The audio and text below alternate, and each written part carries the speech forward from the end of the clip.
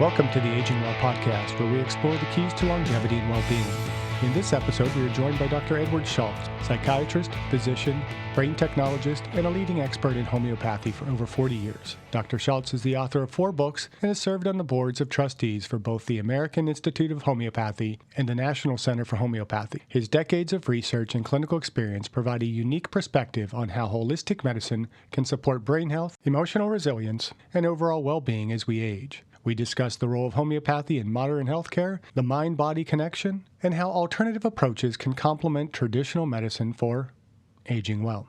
Dr. Schultz, welcome to the Aging Well podcast. I just want to have you begin by telling us a little bit about yourself and what initially led you to homeopathy alongside your work as a psychiatrist and a physician. Thank you very much for inviting me. I'm very glad to be here. So I start from when I was in the 5th grade. I decided to become a doctor, read a book. For the longest time of my adult life, I actually believed that the book was called One Life, Two Hearts. It's a famous book about Dr. Barnard's heart transplant. But it turns out that that book I read only when I was in the 8th or in the 9th grade. So I don't remember what book that was. And initially, I was into surgery, wanted to save the world by heart transplants. Let's remind people or just tell them that I was born in Moscow in 1955. It was a long time ago. And time went by. I graduated high school. I was a medical prodigy. When I was in the 9th grade, my work of developing heart transplant technique in frogs was exhibited on an all-union exhibit in Moscow. And then I went to the PA school. Then I went to the PA school and graduated summa cum laude. Then I got into the medical school.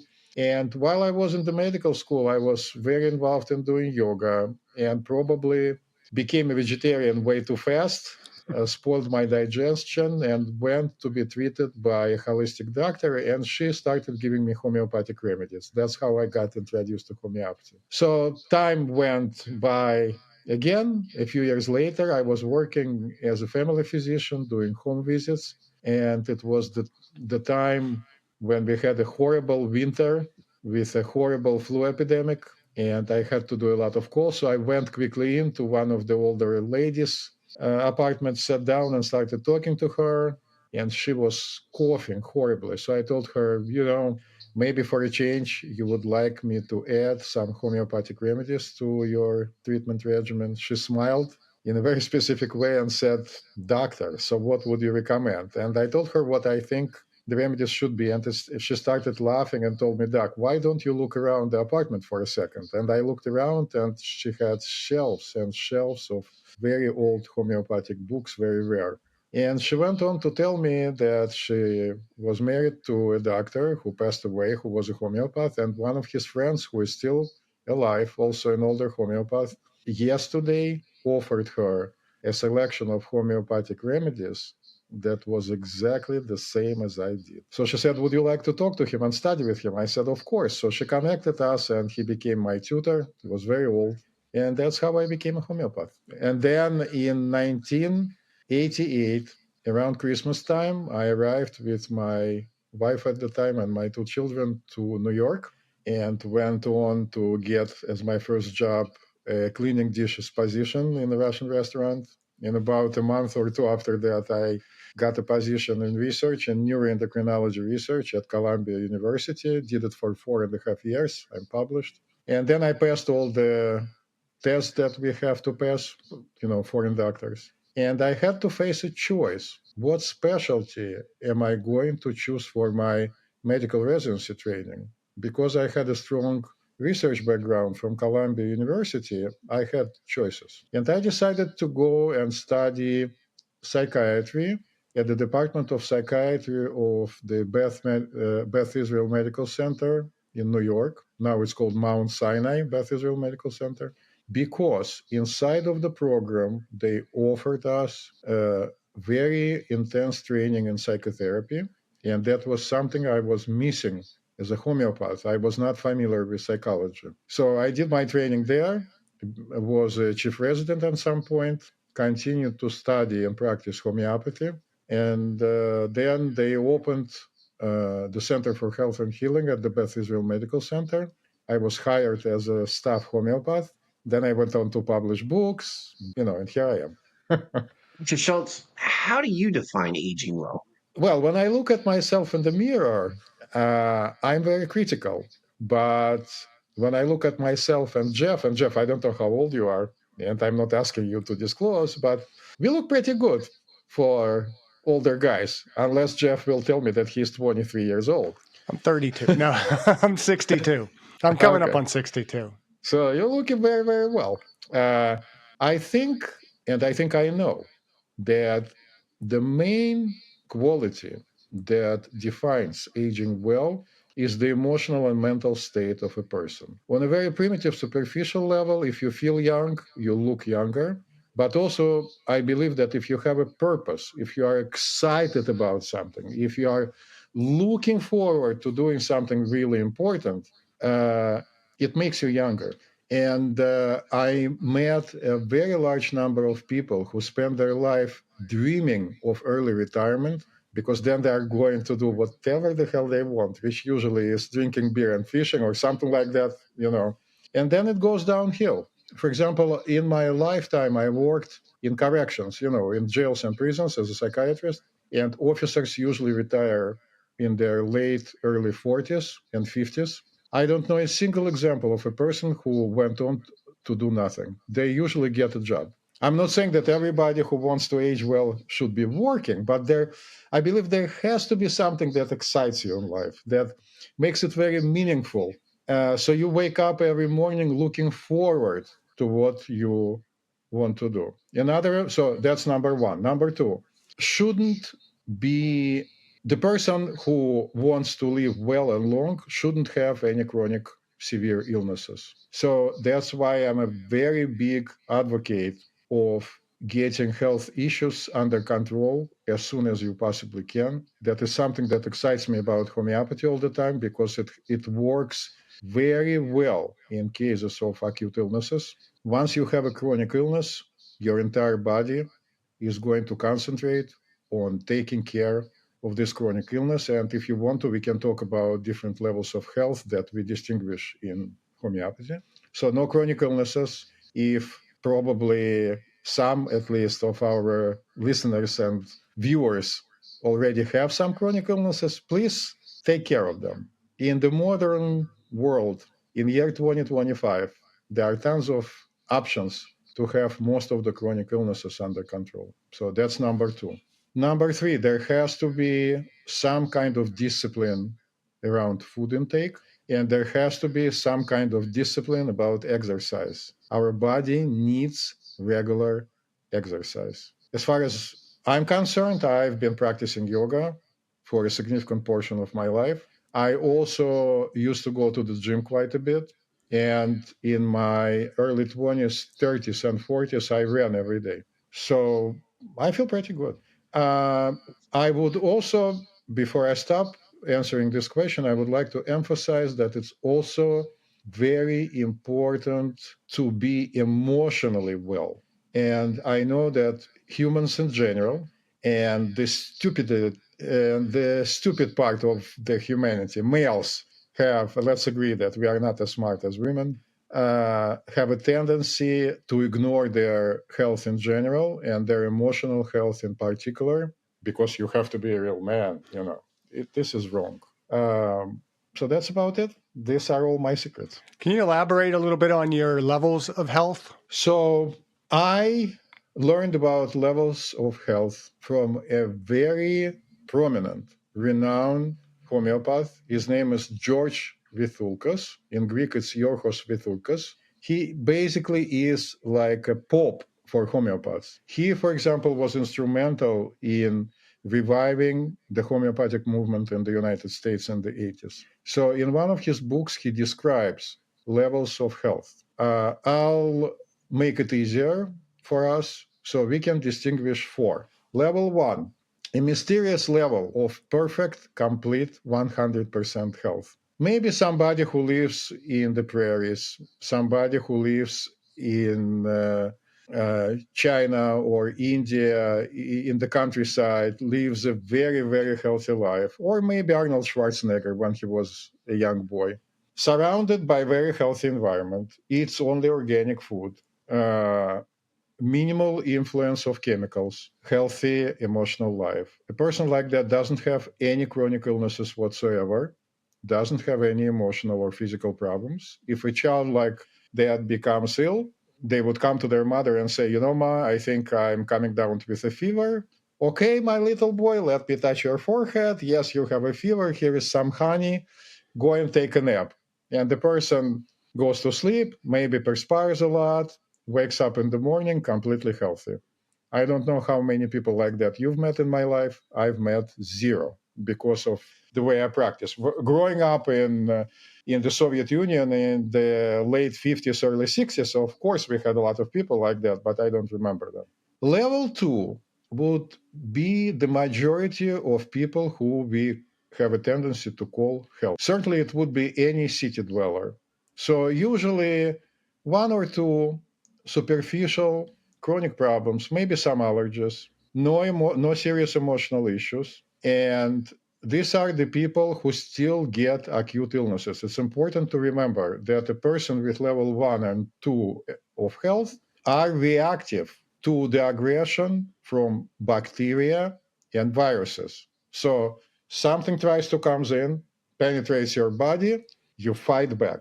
And you do get acute illnesses, for example, colds, maybe once or twice a year. You might even have a strong allergic reaction, maybe sometimes, but you fight it yourself.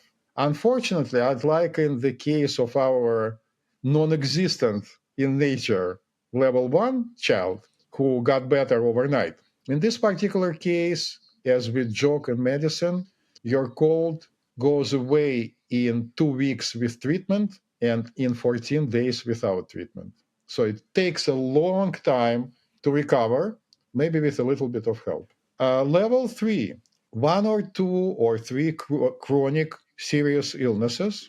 And please pay attention because it's going to be kind of amazing in the beginning, what I'm about to say. People like that almost never or rarely have acute illnesses. I know it's strange to hear that, but if you come to think about it, your entire body, the immune system, the central nervous system, the peripheral nervous system, are busy taking care of a few serious chronic issues. So a virus or bacteria comes in and says, hello, I'm here, attack me. Nobody's there. If there is no immune reaction, you might not develop an illness because any illness is a result of the interaction of the outside world, in this case, let's say a virus or a bacteria, and your organism, your immune system. People like that require medications. If it's an emotional problem, let's say somebody is depressed, it's a combination of medication and psychotherapy. And the goal of a healer is to try to increase the level of health from level three to level two, or if you are dealing with a person on level two, then to level one. But I want to point out that somebody who constantly takes supplements, testosterone shots, and goes to the gym, this is not a person of level one health. This is still somebody on level two or probably even level three, taking care of themselves the best they can. And then there is level four. That is the level where people with terminal chronic illnesses are. They are basically dying. So the goal of somebody like myself would be to try to increase their level of health, if possible, to level three, or at least to remove or decrease the level of suffering. That's it. All right. Well, I think I probably fall somewhere between that one and that two, but Good for you. yeah, I work Good at it. I for don't get you. sick very often. So homeopathy has been both praised and criticized in our society. What do you think is the most misunderstood part of it? Well, the most misunderstood part is that homeopaths give people extremely diluted substances. Basically, empty pills, nothing is there, it's placebo. Uh, it is not the essence of homeopathy. The essence of homeopathy was described by Christian Samuel Hahnemann, who discovered homeopathy. He didn't dream it up, he discovered it. in the late 1700s. He published his work about discovering a new principle of cure in 1796 in a publication in England, which would be similar to something like the Nature magazine or Science magazine nowadays.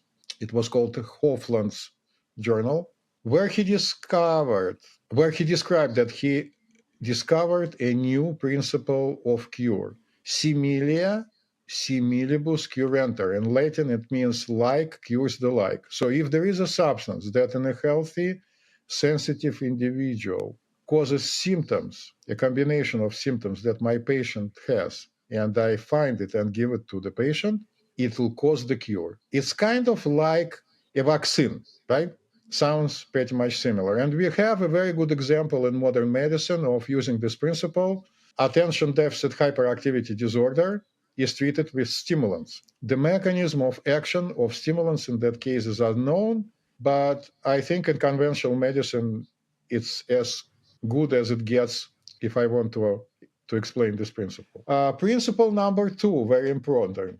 Very important. It's called proving. It comes from a German word Prüfung, and pardon my German, I'm not proficient in that language, which means in English an experiment. So qualities of homeopathic remedies are discovered by the process of giving healthy volunteers homeopathically prepared, and we'll come to that in a second what it means, substance, and then asking them to describe in a very big detail all the symptoms that they have.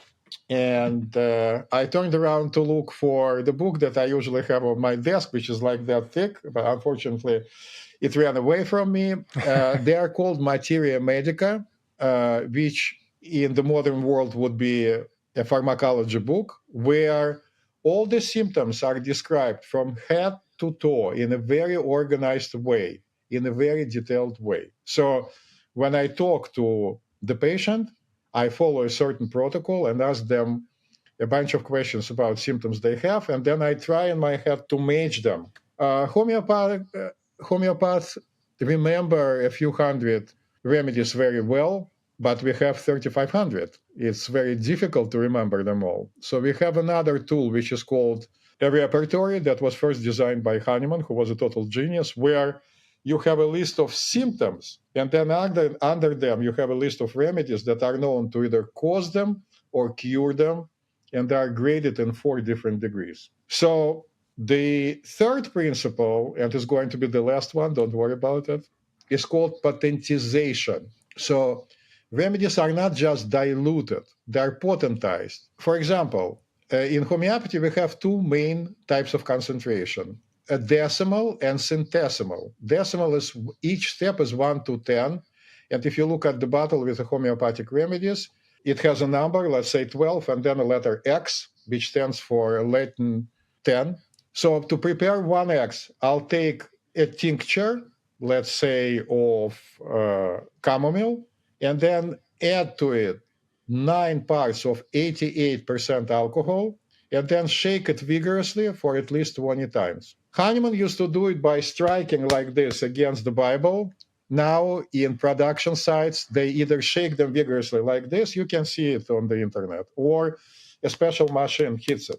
In order to make 2X, I'll take 1 part of 1X and dilute it in 9 parts of 88% alcohol, and so on, and so on, and so on. And for C, each step is 1 to 100. We don't know why Hahnemann decided to do it. I personally searched in literature. It's kind of presumed, and there is a legend in homeopathy that he was traveling a lot, and tinctures of remedies would shake in the carriage, and then he discovered that they are more active. That I don't know. But a very famous French immunologist, whose last name is Benveniste, so Dr. Jacques Benveniste, in 1988 published a seminal article in which he claimed that he discovered that water has memory. In his research, he's done the following. He applied immunoglobulin A to a population of a cell culture of T lymphocytes, and they had a predictable response. Then he diluted it 200 times in 2 ways. One, just plain straight up diluted, immunoglobulin. And then in another subgroup, he diluted it homeopathically, meaning making these steps. So first 1 to 100, 1C, shake 20 times, and then so on, so on, and 200 times like that. And it turned out that when immunoglobulin A was simply diluted as expected, nothing happened. But if it was diluted to the same 200 times using a homeopathic methodology, T cells responded in the same way as they responded to the original substance. So then Dr. Benveniste would, for example, apply heat to this dilution. It would lose its capacity to excite T lymphocytes. So he presumed that when he was heating up the solution, it caused a change in the structure of water naturally. And it lost its memory about the qualities of this substance. Essentially, it created a huge scandal in the scientific community. The editor of the Nature magazine, who accepted the study only after it was repeated in 3 independent institutions, still wrote a footnote saying that it cannot be because it just can't be. Jacques Benveniste went on to basically lose his job eventually at the Pompidou Institute of Immunology. So these are the principles of homeopathy. And yes, as I said, I admit our remedies are diluted, but they are prepared in a particular way that was at least once, actually it's on more than one occasion, proven to be effective. Why it happens, how it works, no idea. How does how does homeopathy fit into the integrative approach to mental health and aging? Well, it doesn't. I mean, That doesn't? Okay.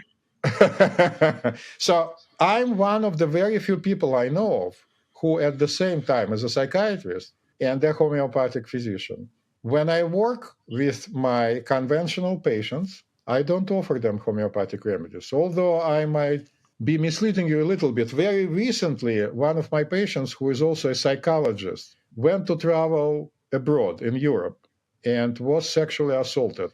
So she texted me from Europe asking me what I can come up with because she was very, very upset naturally. And I suggested for her to go to a pharmacy in Europe. You can buy homeopathy very easily. In the United States, you also can buy it easily, but not as easy as in Europe. And buy a homeopathic remedy, Ignatia amara, which is known in homeopathy for helping with grief and feeling offended. And she got it and she took it. And then when she came back, she insisted that we record a video on that. So this video is recorded by me. I'm waiting for it to be edited, and I have her permission to show it on YouTube, which I'm going to do in the course of a month probably. And she is there with her name and everything else. So she knew that I also was a homeopath. We've been working together for many, many years. So there was a big level of trust, and she was in a situation where nothing else was available. For example, after 9/11 happened, I was working at the Center for Health and Healing, and I saw a very large number of patients with severe post-traumatic stress disorder, both acute and then eventually chronic. And I treated them with homeopathy very successfully. I published in homeopathic literature. I presented at the international meeting of Liga Medicorum, which is an international society of homeopathy in Berlin in 2003. Had no standing room, not because of me, but because of an issue that I was talking about.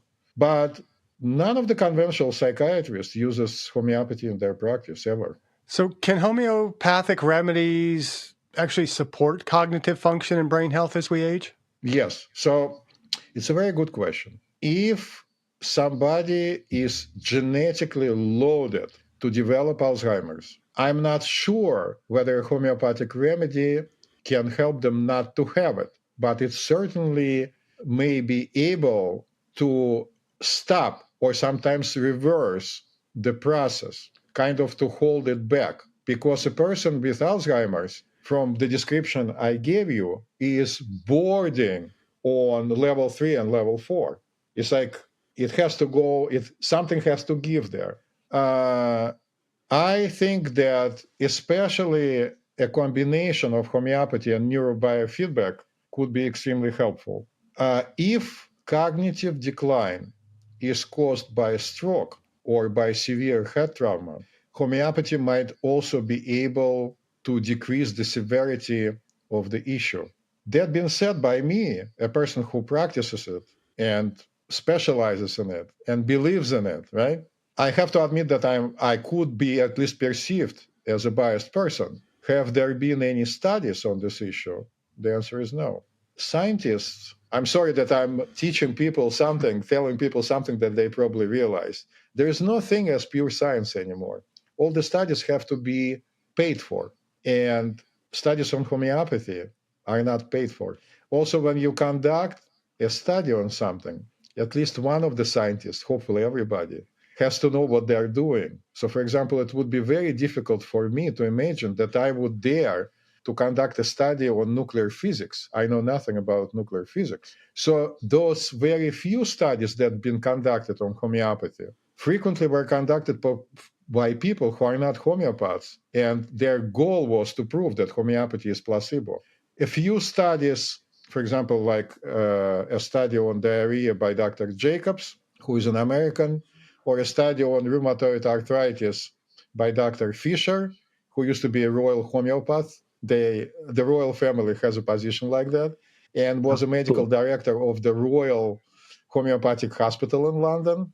They came out positive, not because these people were biased, but because they specialize in homeopathic treatment, so they know what to do. I hope I answered your question. You did. What role do emotional and mental health play in longevity and overall well-being? Could you repeat your question one more time, please? Yeah, so what would you say the role of emotional and mental health play in longevity and overall well-being? I think they play a pivotal, the most important role in longevity and well being. Uh, I'm not looking for millions of people to go on my little YouTube channel, which is called Brain Tech 9000. And on Brain Tech 9000, there are only two videos. One of them is called What is Your Main Organ? So I went all around the world asking people what is their main organ. How would you answer, by the way? Well, that's I kind of a would loaded question say because I know probably it the should be probably brain, brain. but I would also say the skin. I feel like your skin is always So you are active. one of the very few people who said it's the skin. The majority Yeah. of people respond their heart because they say that if my heart doesn't work, I'm not going to be alive. And then I tell them, so if you don't have a brain, who cares whether you are alive or not? You are not going to be able to enjoy it. So Right. people who represent older ancient culture, Chinese, Indians, people who speak Arabic from different countries, let's say Egypt, or they all say the brain. A couple of Italian guys said it was their penis, and people in Spain uniformly said it was their heart. It was very, very amazing. I personally believe it's my brain because I live inside of my brain. I mean, I live inside of my body, but I'm presuming that me, myself, and I, all the three of us, are here. So if somebody is unhappy, they are not going to be able to live a healthy life. Make sense? It makes absolute sense. Totally.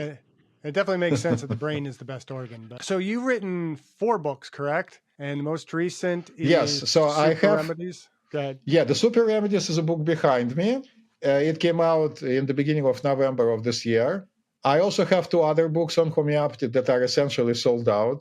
And also, I published a Kindle book which is called Brain Tech Manifesto, in which I suggested that I developed a new field of medicine, which is called brain technology, where we are trying to use modern technology that does exist already in order to help people with emotional problems. One of the most famous things is neurobiofeedback, and another less famous thing is quantitative EEG. So the second video on my website, on my YouTube channel, which again is called Brain Tech 9000, is about neurobiofeedback and quantitative EEG. So what are some of the key takeaways from your work that the listener should know? I would strongly recommend for people, if they decide to pick up the book and read it, to please read the introduction and part 1, and then to consider taking little steps in trying it out. It's very easy. Homeopathic remedies are very inexpensive, $7 to $8 a container. You can buy them in Whole Foods. You can buy them on Amazon. The most popular company, and unfortunately, they are not paying me to say that. I don't have any sponsors. Is called Baron in French, or the Blue Tubes. And try. If unfortunately something happens to you emotionally, somebody passes away, or there is a breakup, you can try Ignatia Amara. For severe trauma, you can take arnica. People know about arnica actually quite a bit. Yeah, arnica's awesome. You have personal experience? Yeah, arnica's awesome. Yeah. Yeah, So, I had some pain a few years ago, and I was going to the supplement store, and I was just gonna get some like icy hot or some biofreeze. And one of the ladies at the supplement store, she's like, "No, don't do that. That's filled with chemicals. Use this. This is arnica cream." And I was like, "Well, what's it do?" She goes, "It'll help with the pain." And I didn't really believe it at first because I was like, yeah, well, I want instant relief. I want that biofreeze that instantly does it. And but I she sold me on it, so I tried it out and instantly worked. It was awesome and it lasted for hours. And I was like, this is great stuff. So yeah, I strongly yeah, recommend it. I had an experience when I worked at the Center for Health and Healing, and we had a pediatrician, Larry Palevsky, who is still around. I don't know where he is, an amazing holistic pediatrician. And one of his friends and him were going to go out to have lunch. So the guy was a runner. He ran over the Brooklyn Bridge to come to the Center for Health and Healing, which was located on 28th and 5th. It's quite a bit of a run. And while he was running across the bridge, he slipped on some bird excrements and fell. Oh, ooh. And he fell very awkwardly and immediately developed severe pain in his right arm, couldn't move it. So he came holding his arm like this to Larry, and Larry told him, "Look, we have this great homeopath." I don't consider myself great. At Charles, he'll cure you. Just talk to him. So he came to me. We looked at him together. He had a broken arm. So I gave him Arnica 200C that I had in my office and told him, "Look, it will remove the swelling and the pain, but you still have to go to the emergency room." And Larry walked him over to the emergency room. It was a few blocks away. And initially, the nurse in charge, who is supposed to triage you, like, to accept you, didn't believe. She thought that two young men came just to joke around with her and be funny because he had no swelling and no pain. But then they did an x ray and he had his arm broken, the bones.